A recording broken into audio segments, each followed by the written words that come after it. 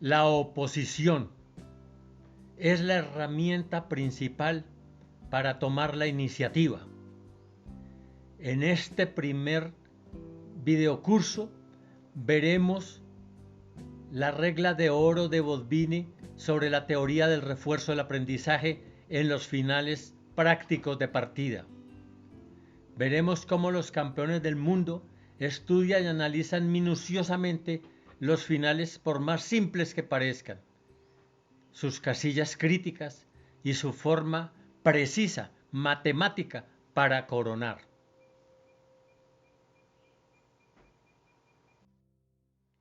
José Raúl Capablanca y Graupera, campeón del mundo en 1921 al derrotar a Emanuel Lasker. Durante 8 años consecutivos no perdió ni una sola partida oficial. Este gran jugador cubano realizó partidas oficiales con MASH, jugando en total 584 partidas oficiales, ganadas 297, tablas 251, partidas perdidas solo 36. Es increíble, durante 8 años no perdió ninguna partida y es el jugador que menos partidas en el mundo ha perdido.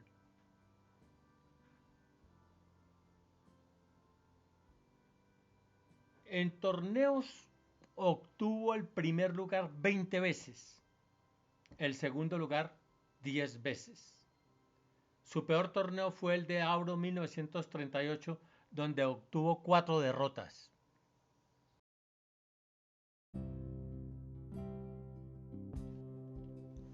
En esta serie de videos veremos y colocaremos en práctica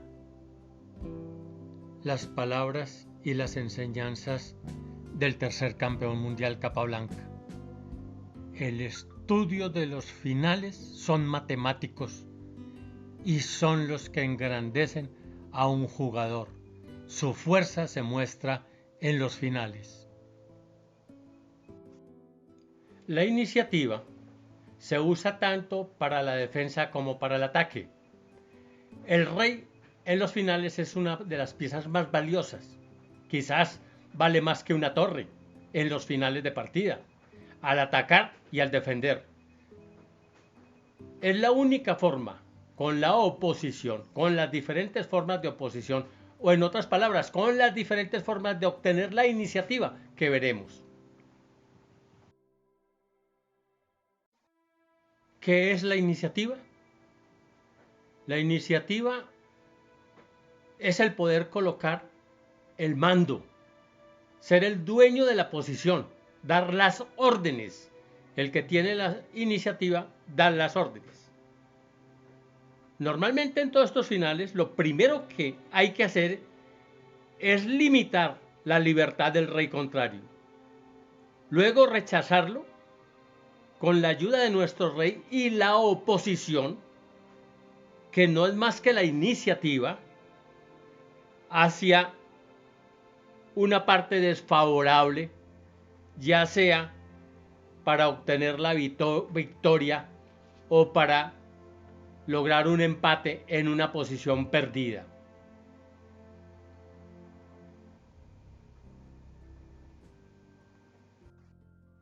En el libro, en el tomo 1 de Garry Kasparov, de mis geniales predecesores, en el volumen 1 sobre el Morphy cubano, como le decía Capablanca,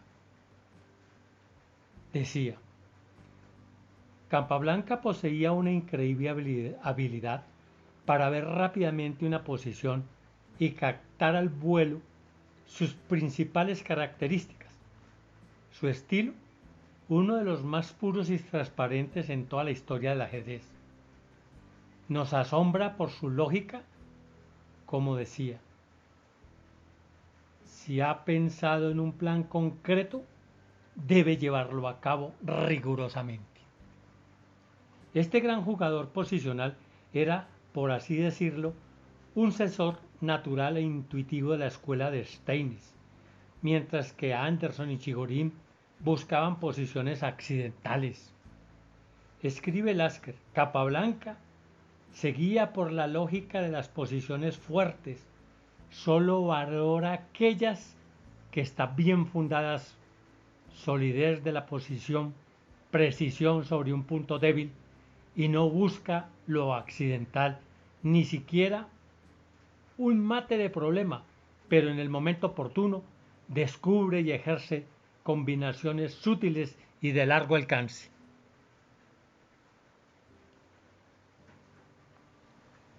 Capablanca llamó a los principios básicos de la oposición y de la iniciativa en su libro Fundamentos del ajedrez. Le decía teoría hipermoderna del ajedrez. En la teoría general de la iniciativa decía: cuando las piezas se colocan en el tablero, ambos jugadores poseen la misma posición e idéntico material. Las blancas, sin embargo, tienen el derecho de iniciar el juego, y la movida en este caso significa la iniciativa. Y la iniciativa, aunque todo lo demás sea equivalente, constituye una ventaja. Esta ventaja debe ser mantenida todo el tiempo posible y será abandonada únicamente por otra ventaja, sea material o posicional, que puedan obtenerse a cambio. La iniciativa es la oposición, y vamos a mirar las diferentes formas de oposición que nos da.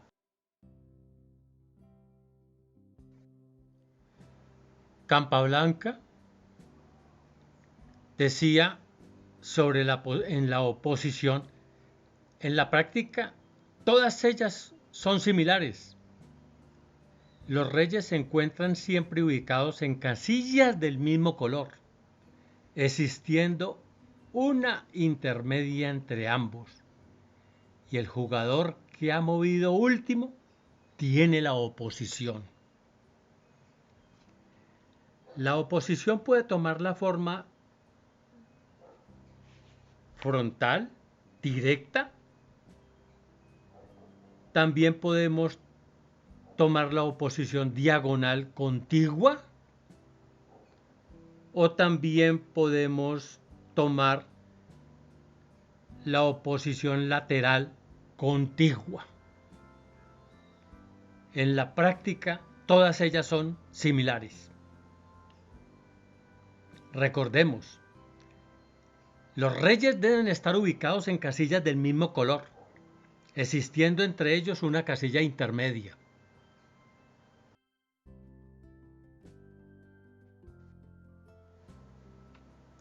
En su libro, Capablanca explica, en la teoría hipermoderna del ajedrez,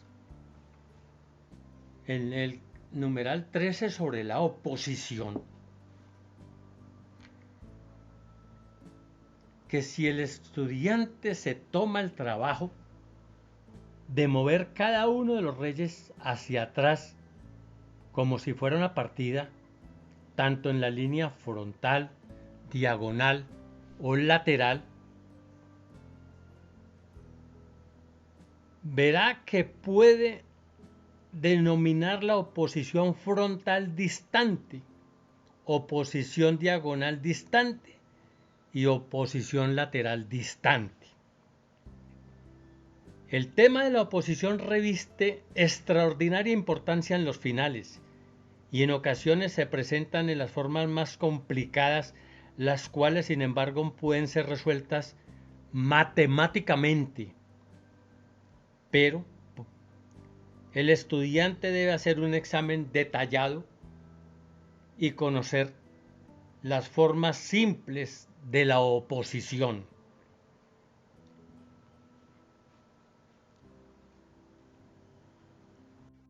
Veamos un ejemplo sencillo de utilizar la oposición, es decir, la iniciativa, para defender una partida donde el bando superior tiene un peón y está próximo a coronar. En este ejemplo juegan las blancas y hacen tablas, pero vamos a ver en la primera parte que el blanco no conozca el tema de la oposición y juegan y pierden por no conocer el tema de la oposición. Veamos el caso donde pierden y después vemos el caso donde se hace tablas. Los finales son matemáticos. Las blancas disponen de 8 movimientos de su rey, pero solo uno hace tablas y hay que conocerlo. Las blancas juegan rey C3, que es un error. Pretenden acercar su rey lo antes posible hacia enfrente del peón adversario. Estos finales, como dice Capablanca, son matemáticos. No se puede inventar nada, ya están creados y hay que estudiarlos y aplicarlos. Son finales muy prácticos, se presentan muchas veces.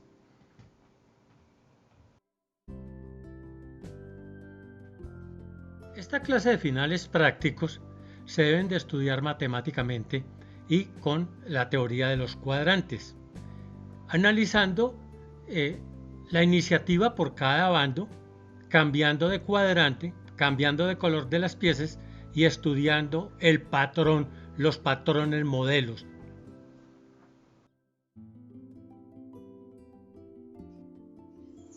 Las negras juegan rey C5 y obtienen la oposición real vertical y ganarán la partida.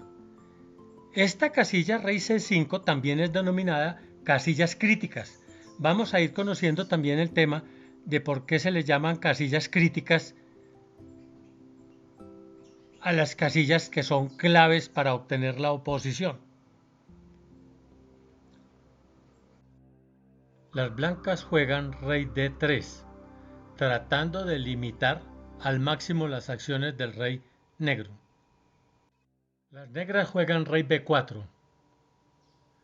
Cuando se ha ganado la oposición, la forma de avanzar es en forma diagonal, quedando ubicado en forma de salto de caballo contra el otro rey. Las blancas juegan rey C2, siempre al frente del peón avanzado en la columna y tratando de limitar al máximo la acción activa del rey contrario. El rey atacante vuelve a tomar la oposición en la columna donde está el peón para asegurar su avance. Rey B2. El rey blanco es obligado a desalojar la columna. El avance del peón negro en este modelo de posición es un error. Al avanzar el peón, las blancas logran la iniciativa con la oposición y la partida se convierte en tablas. En este modelo de finales de peones, el rey debe ir siempre adelante del peón, siempre con la iniciativa y con la oposición para llegar con el rey hasta una posición típica modelo ganadora, que es en los reyes a la sexta fila. El rey en la sexta fila, sin importar dónde esté el peón, ganan siempre. Eso lo veremos. En los finales de peones, siempre es más favorable mantener la movilidad de los peones.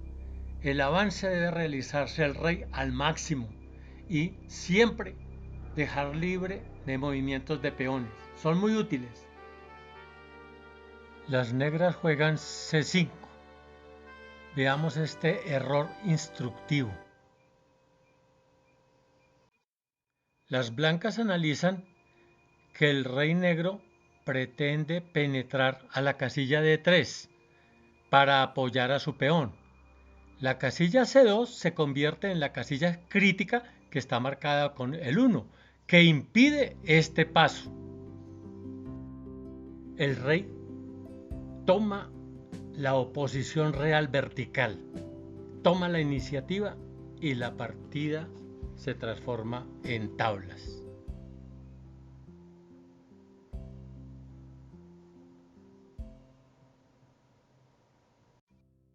Las características para ganar la iniciativa, tomando la oposición, es que los reyes se encuentren en casillas del mismo color, separados por 1, 3 o 5 casillas, es decir, por un número de casillas impares, y que le corresponda el turno a mover al rey contrario, es decir, las blancas en este caso han ganado la iniciativa y la posición, tablas.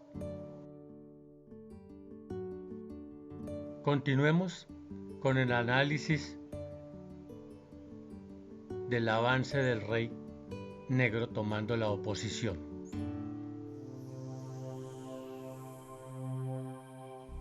Las blancas juegan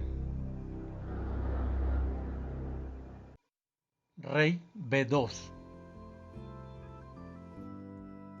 La forma correcta para ganar el bando que tiene ventaja es cuando el bando adversario pierde la posición, avanzar hacia adelante en forma diagonal una casilla y así obliga al bando inferior a volver a retomar las casillas de donde está el peón, en la columna del peón que denominamos nosotros casillas críticas, pero aquí el bando fuerte recupera la oposición y gana la partida. Rey C1.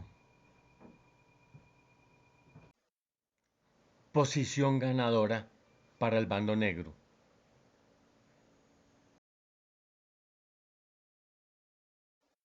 No importa quién juegue, ya no importa la oposición, ganan las negras.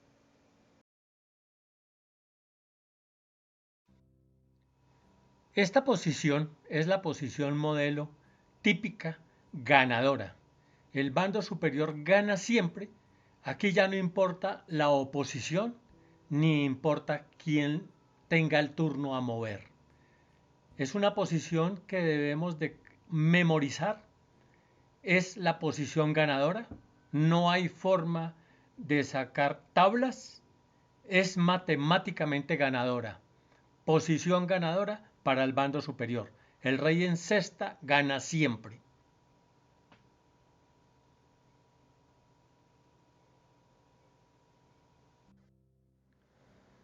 Y las negras promoverán su peón ganando con toda facilidad.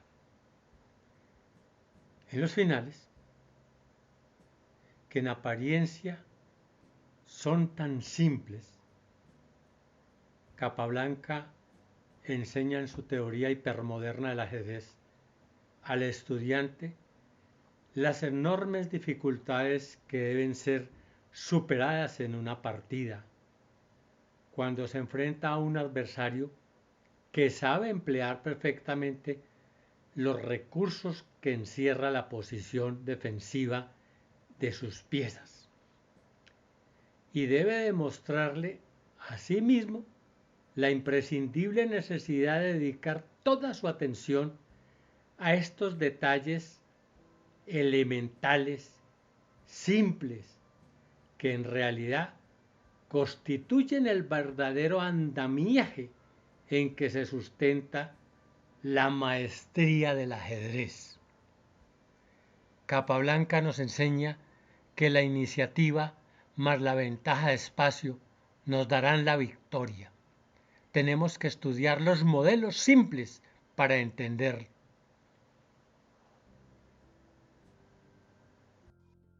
Este es un modelo típico que debemos estudiar y memorizar. El rey negro se encuentra en la fila tercera. En el sistema descriptivo le decimos en la sexta fila. para tener una mejor memorización. Digamos que los reyes se encuentran siempre en sexta fila y ganan, dependiendo del sistema algebraico o el sistema descriptivo. Modelo típico que debemos memorizar: los reyes en sexta ganan. Para el rey negro, en la tercera fila. Lo denominaremos en la sexta fila. Las negras juegan C4. Este es el primer modelo que tenemos que aprender.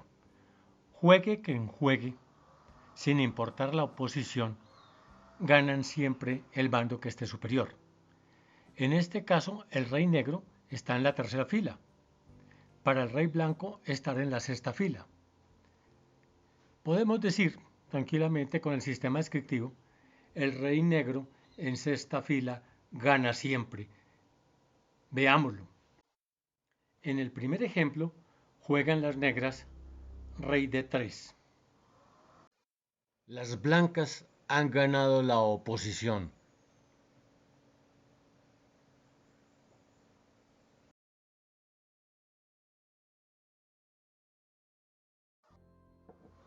Las negras, con su movimiento de peón a C3, recuperan la oposición. Están los dos reyes en casillas del mismo color, la distancia es número impar y le corresponde el turno a jugar a las blancas. En esta posición siempre gana las negras cuando tienen la oposición.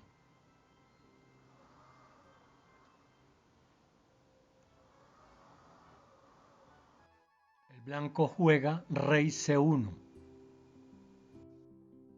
C2, rey B2. Las negras obtienen el control de la casilla crítica.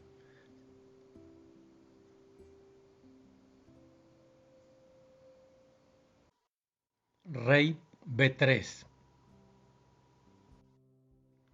C1 igual dama.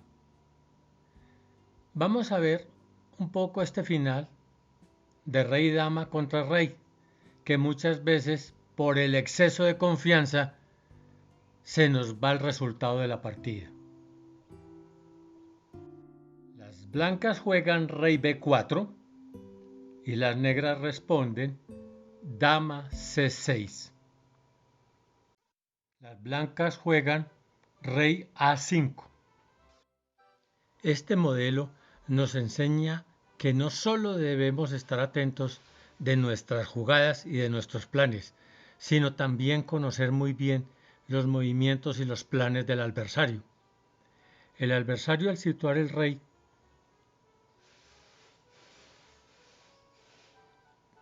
en A5, está buscando asfixiarse, ahogarse.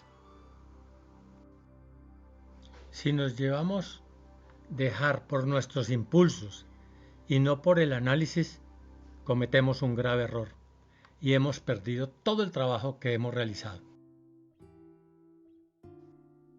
Y son tablas por ahogo.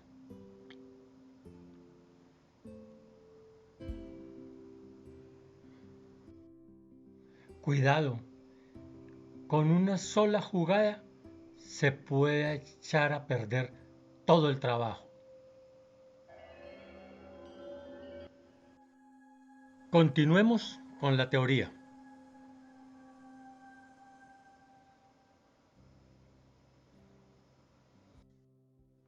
Los mejores jugadores del mundo estudiaron a profundidad, de memoria, los finales básicos del ajedrez. Los finales son matemáticos. El estudio se basó en la teoría del refuerzo de la Escuela Soviética de Ajedrez comandada por Botvinnik. Consistía en análisis profundo de las posiciones básicas que se tomaban como modelos. Luego, dentro de las 24 horas, cada uno hacía un resumen. A los 3 días siguientes, se intercambiaban entre los mejores jugadores los aspectos técnicos que habían visto en ese final sencillo y básico. Posteriormente, a los 3 días, hacían un análisis con posiciones con colores cambiados. A los 7 días, hacían un resumen completo, casi como escribiendo un libro sobre estos finales básicos. Luego, lo enseñaban a nuevos discípulos. Esta era la teoría del refuerzo para el estudio del ajedrez. Ahora analicemos la posición cuando les toca el turno a mover a las blancas.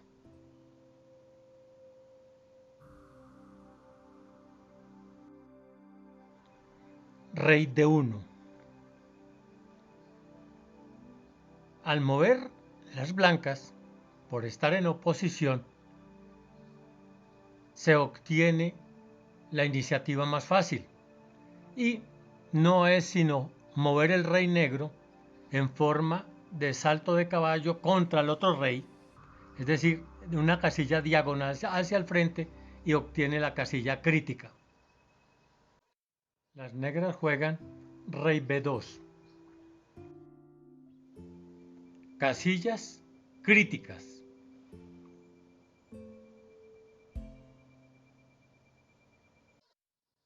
Las blancas juegan rey d2.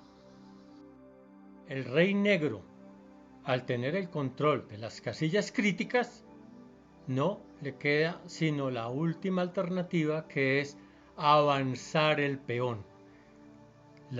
Lo avanza por todas las casillas críticas y el rey blanco no puede hacer nada para evitar la promoción del peón negro y convertirlo en una pieza de mayor valor, en este caso en una dama.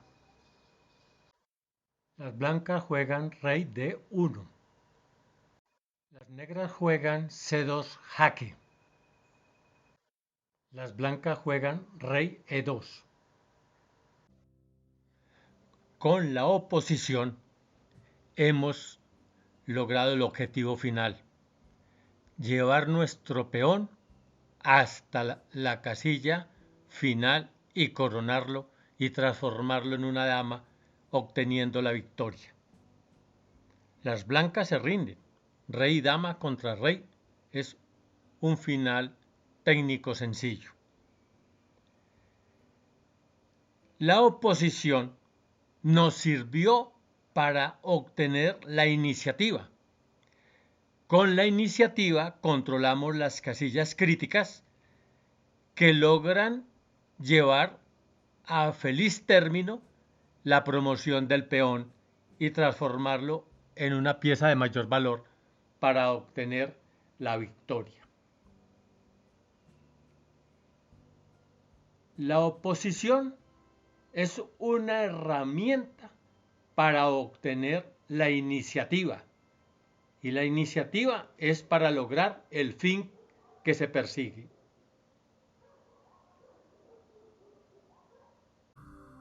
Una forma sencilla de estudiar y comprender todo este tipo de finales y de memorizarlos, porque tienen que ser aprendidos de memoria, son matemáticamente, es la teoría de los cuadrantes. Dividir el tablero en 4 partes y hacer el ejercicio en las diferentes posiciones, diferentes cuadrantes, cambiando de color de piezas. Como resumen hasta ahora de lo que hemos trabajado y de lo que estamos aprendiendo, es que estamos memorizando modelos que se aplican de forma matemática en el juego del ajedrez. La oposición, herramienta principal para obtener la iniciativa en los finales de peones. Posición ganadora, cuando el rey negro se encuentra en la tercera fila y el peón y el rey adversario están en la misma fila. No importa el turno, no importa la oposición y no importa dónde esté ubicado el peón, siempre ganará el bando superior. Posición modelo que debemos analizar. Con esta gráfica enseño los 4 cuadrantes y su aplicación. Tomo como ejemplo el final del rey torre contra rey. En cada cuadrante coloco con colores cambiados posiciones iguales, idénticas, cambian solamente en los cuadrantes. Esto facilita el estudio y la teoría del refuerzo del aprendizaje. Es importante que el estudiante aplique este sistema y lo vea sencillo. El tablero de ajedrez es un cuadrado, todos sus lados son iguales. Lo que ocurra en un lado puede ocurrir en el otro lado. Vamos a continuar con el ejemplo de la oposición y del peón. Posición modelo de estudio. No importa el color de las piezas, recordemos la teoría de los cuadrantes. Podemos cambiar la posición las veces que queramos. Podemos colocarla en el flanco rey, en el centro, en el flanco dama. Lo podemos hacer con las piezas blancas y con las piezas negras. El resultado será el mismo. El bando superior, teniendo todas las piezas en la misma columna, ganará siempre, tenga o no tenga la oposición, cuando el rey negro logra obtener la tercera fila y cuando el rey blanco logra obtener la sexta fila, siempre se gana. Veamos un modelo que nos explica bien Capablanca. El bando superior gana siempre, no importa la oposición ni la iniciativa.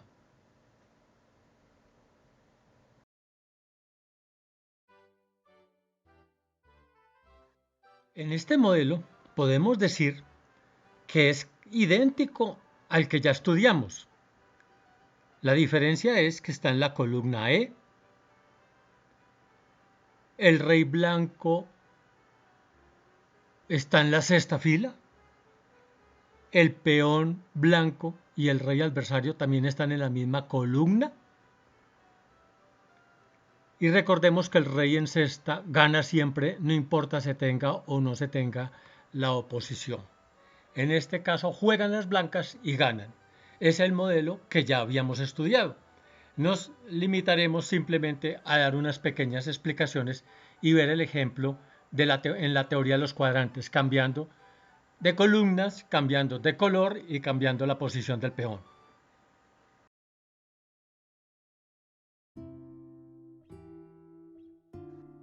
Analicemos el primer caso. Juegan las negras y ganan las blancas. Ya es más fácil. El rey negro juega a D8.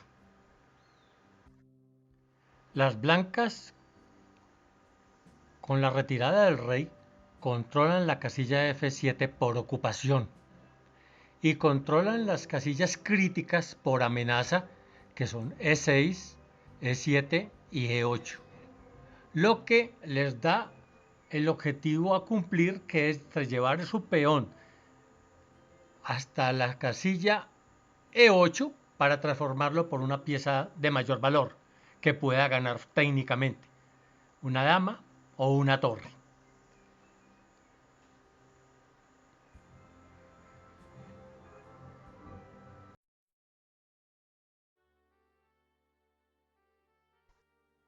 Ahora analizaremos el caso donde le corresponda el turno a mover a las blancas. Parece un poquito más complejo, pero es simple y lo tenemos que analizar y no dudar en saber que ganamos de forma fácil.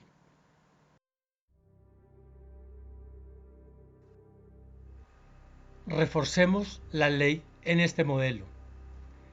El rey blanco en cesta gana siempre cuando el rey contrario y el peón se encuentren en la misma columna.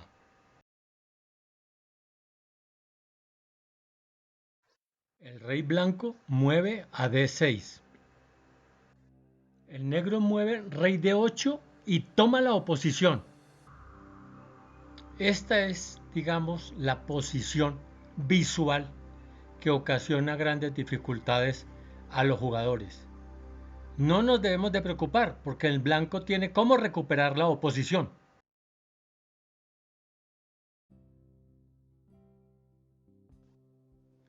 El blanco avanza su peón y recupera la oposición. Este ejemplo tan simple nos enseña otra forma de obtener la oposición, no solo con los reyes, con un movimiento de peón también podemos obtenerla. El rey negro se mueve a E8. Las blancas mueven E7.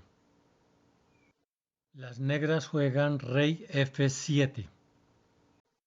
Las blancas juegan rey D7 y controlan la casilla E8 por amenaza. Rey F6. Y las blancas, al controlar la casilla crítica, logran llegar con su peón a la octava fila transformándolo por una dama. Dice Capablanca en su tratado de la teoría hipermoderna del ajedrez: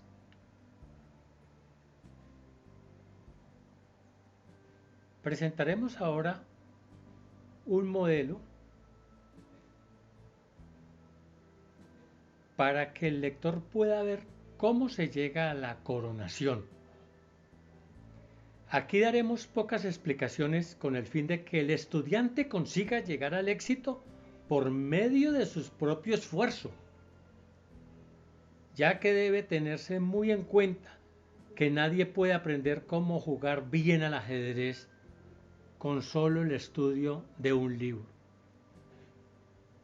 Este debe de servir como guía y el resto es necesario que lo enseñe un maestro. Y en caso contrario, el aficionado deberá realizar una y otra vez, con larga y amarga experiencia, la aplicación práctica de muchas de las reglas explicadas en estos videocursos. Recordemos la regla de Botvinnik.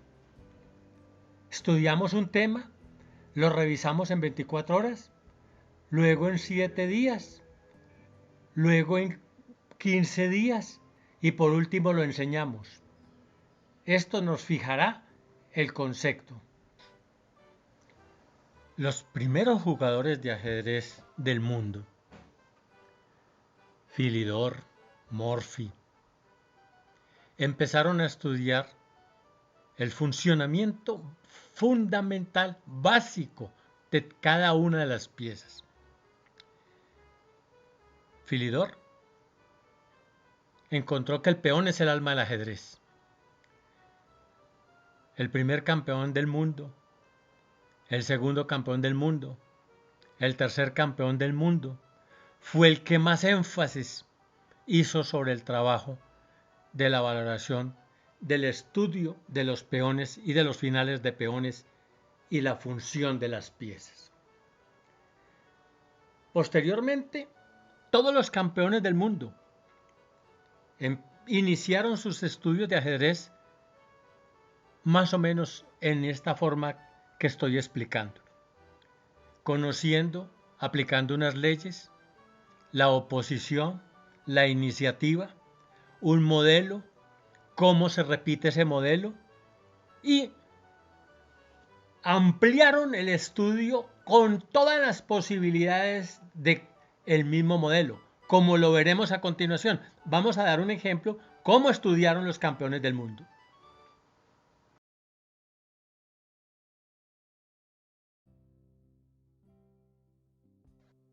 En este modelo diseñado, enseño que el rey blanco con su peón de ventaja en las columnas centrales y en las columnas laterales, o sea, la C, la D, la E y la F, ganan con gran facilidad, juegue quien juegue, sin importar la oposición. Su peón está en quinta y su rey está en sexta, y no importa el turno a quien le corresponda mover. Para los peones de las columnas B y G, o sea, de caballo de dama y caballo de rey, es un poco complejo. Los reyes tienen que ir a las columnas laterales de H y de A para poder ganar. En las otras hay opciones de tablas y hay que tener cuidado y lo veremos. Y las columnas A y H no es posible ganar. Es muy complicado. Y veremos incluso que si se cuenta con pieza de ventaja del alfil, pero que no ataca la casilla de coronación, es decir, el peón A corona en blanco y el alfil es de casillas negras, aún así la partida es tablas. Iniciemos con el estudio de la coronación del peón caballo, que es un poco complejo y como decíamos, el rey fuerte debe ir hacia las casillas laterales. Juegan las blancas y ganan. La jugada correcta en este final es rey blanco a A6. La jugada que acaban de hacer, rey C6, tiene una mayor dificultad y se debe recuperar la anterior jugada. Veamos el procedimiento. Las negras juegan rey A7. Las blancas juegan rey C7. Las negras juegan rey A8. El avance del peón es un error. Ahogaría al rey negro. Por eso tenemos que volver a recuperar la posición inicial. Las negras juegan rey A8. Las blancas deben jugar rey B6. Las negras juegan rey B8. El rey en A6 es el procedimiento correcto y ganador. Las negras juegan rey A8 y obtienen la oposición. Las blancas con el movimiento del peón a B6 obtienen nuevamente la oposición. Las negras juegan rey B8. Las blancas avanzan su peón en la casilla B7. El bando negro se ve obligado a abandonar la casilla crítica. Las blancas toman la posición horizontal y controlan la casilla crítica. Oposición real horizontal. Rey D7. El negro trata de escapar. El peón llega a la última fila y se transforma en una torre. Las negras abandonan. Ahora analizaremos los peones de las columnas A y H, donde no es posible ganar.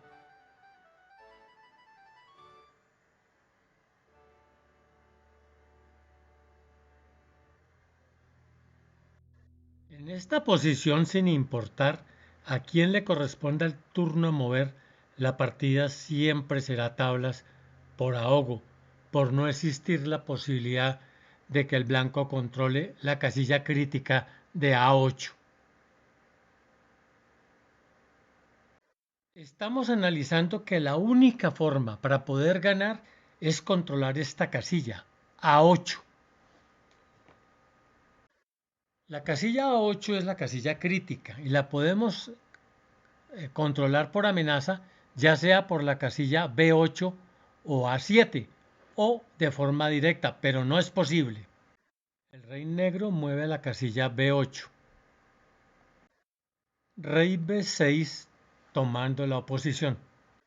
Las negras juegan rey A8, protegen la casilla crítica. Las blancas avanzan su peón a la casilla A6. Las negras juegan rey B8 obteniendo la oposición. A7 jaque. las negras ocupan la casilla crítica A8 y no hay forma de sacarlo de allí. El rey se aleja del peón y lo pierde, o el rey juega A6 y el rey negro queda en ahogo. Los campeones del mundo analizaron este tipo de situaciones particulares y encontraron que no importaba el número de peones que tuvieran en la columna A, e incluso hasta una cantidad, en teoría, de alfiles que no controlaran la casilla crítica, pero que sean también de importancia para el bando superior, es decir, con más peones y con alfiles que no controlan la casilla crítica, los peones estando en la columna A y los alfiles de color contrario a la casilla crítica, sin importar el número de peones ni el número de alfiles, las partidas serían tablas en todos los casos. Es algo instructivo, interesante de conocer, y en muchas de las partidas se encuentra que varios campeones del mundo sacrifican varias piezas para llegar a finales de tablas teóricas que las debe estudiar muy bien y comprender muy bien todo jugador de ajedrez. Veámosla, analicémosla.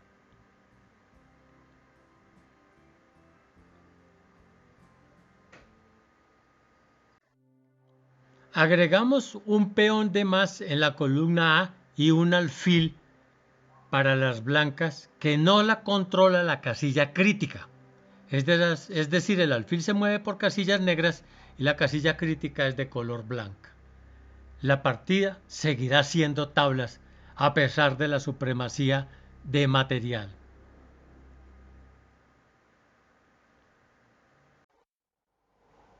Las negras disponen de la casilla blanca por ocupación, que es la casilla crítica y no se puede desalojar de este punto. Las casillas contiguas negras las controla por amenaza, ya que si el blanco las llegase a ocupar, el rey negro quedaría ahogado, no podría moverse. Recordemos el control de una casilla. Las casillas se pueden controlar de tres maneras: por ocupación, por amenaza, en forma indirecta. El asunto ahorita es cómo controlar la casilla crítica que dispone el bando negro. Como no hay forma de aplicar ninguno de los principios para controlarla, la partida termina en tablas. Para el ordenador o la computadora nos aparece una gran ventaja equivalente a 16 puntos, es decir, que si el bando blanco tuviera una dama y una torre de más contra el rey negro. Pero cualquier maestro de ajedrez con solo mirar la posición ya sabe que es tablas. La mayoría de piezas, la supremacía de piezas no puede desalojar al rey negro de la casilla crítica.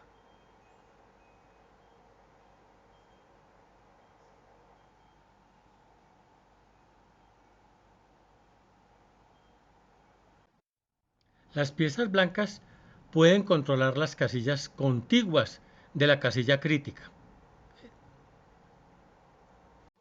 Este ejemplo nos enseña que las piezas en ajedrez valen por lo que hacen.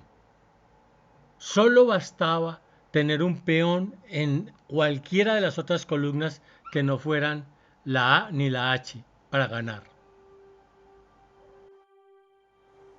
Hemos visto que la oposición vertical, horizontal, nos lleva hacia un objetivo determinado. Es una especie de oposición por parte del adversario para que no nos pueda evitar nuestros planes. O sea, nos oponemos a los caprichos, llamémoslo así, de nuestro adversario. Ahora veremos en este ejercicio otra especie de oposición. Con este tipo de oposición nos oponemos ante el adversario a que no controle la casilla crítica, por ejemplo, como estamos en el ejercicio que estamos analizando. Veamos un ejemplo de que el bando débil no puede llegar a controlar la casilla crítica porque nos oponemos a ese plan. Vamos a mirarlo cómo se realizaría.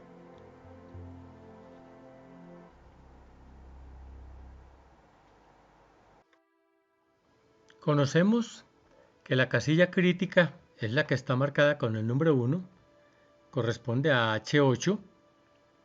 Tenemos el final que estábamos estudiando, el alfil que no controla H8. Es decir, tenemos un alfil de casillas blancas y la casilla que corona es negra, por lo tanto, para nosotros es tablas. Sin embargo, hay un procedimiento esencial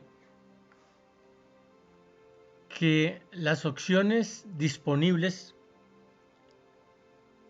como recurso son impedir que el rey negro entre a ubicarse a la casilla crítica. Ahí las blancas se van a oponer al plan del negro, que es trasladar su rey negro a H8, que está muy cerca, está solo a 2 pasos. Vamos a mirar cómo logran las blancas ganar este final. Juegan las blancas y ganan.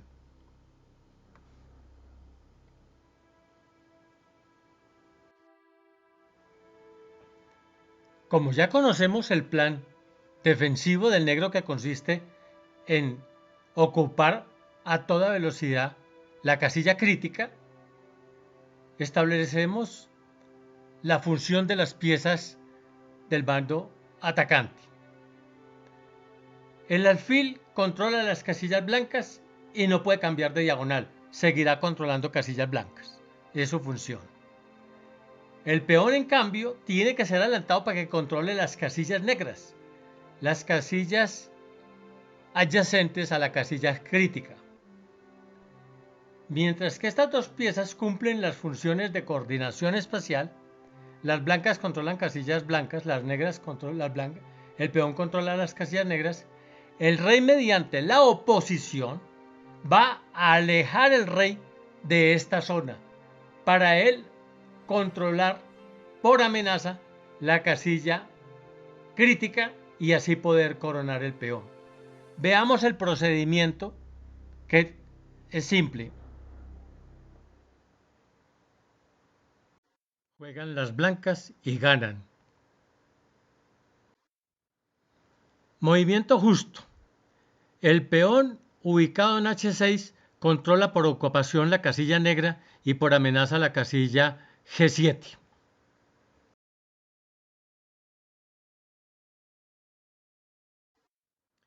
Rey F7. Las negras intentan entrar por las casillas blancas. El movimiento correcto. Alfil H7. Rey F6. Las negras intentan atacar al peón indefenso. Rey F4. Las blancas obtienen la oposición. Rey F7. Rey F5. Se mantiene la oposición vertical. Rey F8. Rey F6. Las blancas, a obtener la posición, entran a la casilla G7. Las negras juegan rey E8. Las blancas controlan por amenaza la casilla crítica al haber jugado rey G7. Las piezas valen por lo que hacen. En una coordinación espacial, las blancas han logrado controlar la casilla crítica. El final ya es muy simple. Retirar el alfil y avanzar su peón hasta transformarlo en una pieza de mayor valor.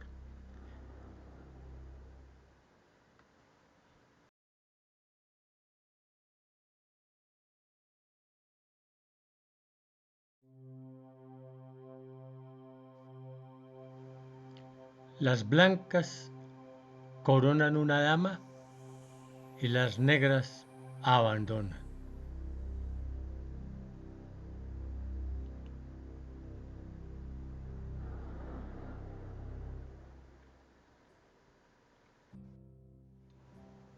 Capablanca, en su libro Teoría hipermoderna del ajedrez, resalta que en el final, que en apariencia es tan simple, enseña al estudiante las enormes dificultades que deben ser superadas en una partida, cuando se enfrenta a un adversario que sabe emplear perfectamente los recursos que encierra la posición defensiva de sus piezas, y debe demostrarle a sí mismo la imprescindible necesidad de dedicar toda su atención a estos detalles elementales que en realidad constituyen el verdadero andamiaje en que se sustenta la maestría ajedrecística.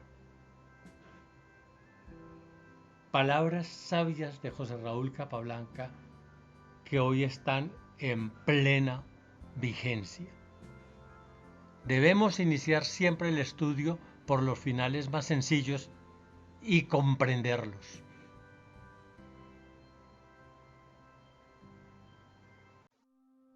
En el siguiente ejemplo, mostraremos de forma sencilla un método que debemos de aprender para defender una posición perdida y evitar que el bando corone con la iniciativa, es decir, con la oposición. Posición modelo de estudio. Juegan las blancas y hacen tablas. Con la siguiente jugada obtienen la iniciativa, la oposición, y por ello consiguen este objetivo.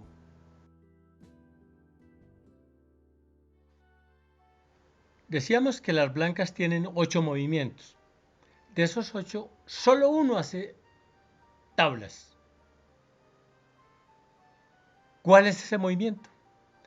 Después de los análisis que hemos visto, ya es posible encontrar la respuesta. La casilla C2 con el número 4 cumple las condiciones de oposición, porque el negro, para poder obtener la oposición, tendría que jugar a la casilla Re6-6, en la casilla que está ocupada por su peón. Esta es la razón por la cual las blancas hacen tablas. Encuentran la casilla para obtener la distancia distante, horizontal. 3 casillas la separan del peón, lo que es obtener la oposición distante. Tablas. El blanco juega rey C2.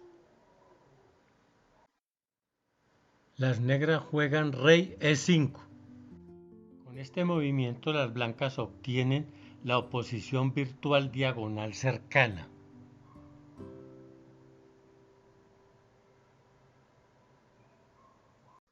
Las negras juegan rey D5.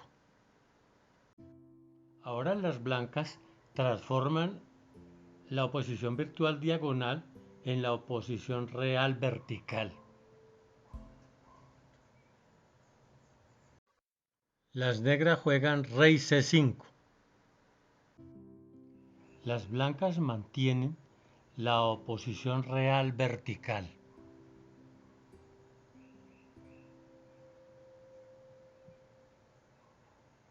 Las negras juegan rey B5. Las blancas se defienden con la oposición y juegan rey B3. Las negras con el avance del peón tratan de ganar la oposición. Las blancas al perder la oposición juegan rey C3 y se colocan delante de la columna del peón, impidiéndole al negro que obtenga la oposición porque en ese sitio se encuentra su propio peón. La partida ya es tablas.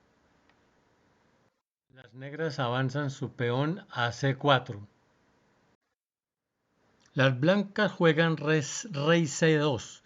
Este movimiento es muy importante, aunque ya no tiene tanta importancia, pero las blancas pretenden que si el negro se acerca frente o lateral al peón avanzado, ellos deben de ocupar la oposición. Este es el procedimiento correcto para que las blancas saquen tablas. Por eso esta jugada es importante, rey C2. Las negras juegan rey B4, rey B2. Las blancas toman la oposición. Peón C3, jaque. Rey C2. Cuando el peón llega primero a la sexta fila y el rey más fuerte está detrás de su peón, la mejor defensa para la parte del bando débil es colocarse o situarse siempre al frente del peón. Esta posición es clave y hay tablas, pero se debe jugar con cuidado. El rey blanco debe jugar siempre rey B2, rey C2, perdón, y rey C1 siempre en la línea de frente al peón. Solamente cuando el rey negro entre a las casillas blancas de B3 o D3 se obtiene la oposición. Si no, se pierde la partida. Veamos el procedimiento típico de tablas.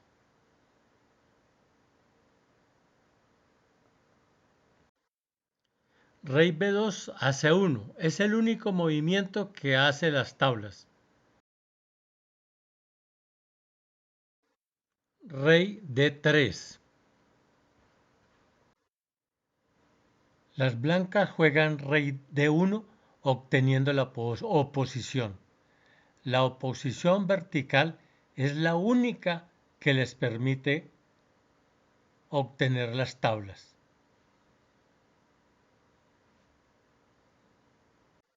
Las negras juegan rey C4. La mejor defensa, colocarse frente al peón, rey C2. Cuando el rey negro se encuentre en C4, D4 o B4, el rey debe estar al frente del peón. Las negras juegan rey B4. Las negras al colocarse frente al peón, rey C1, se preparan para obtener la oposición cuando el rey logra entrar a cesta.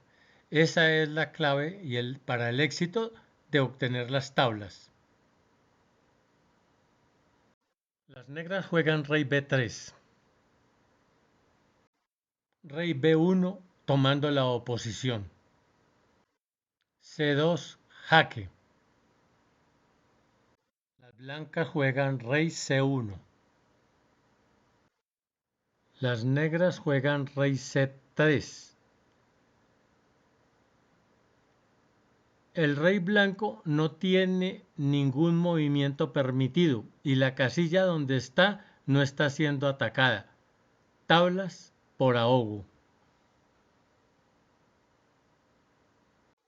Resumen.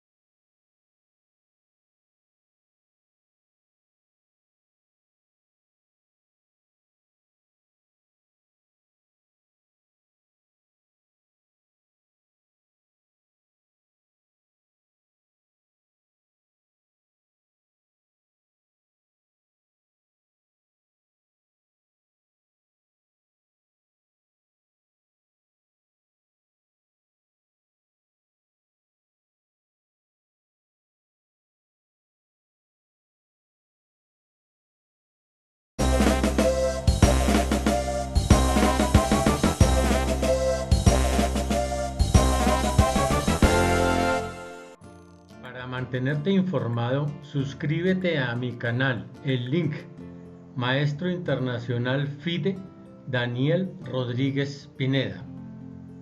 Gracias.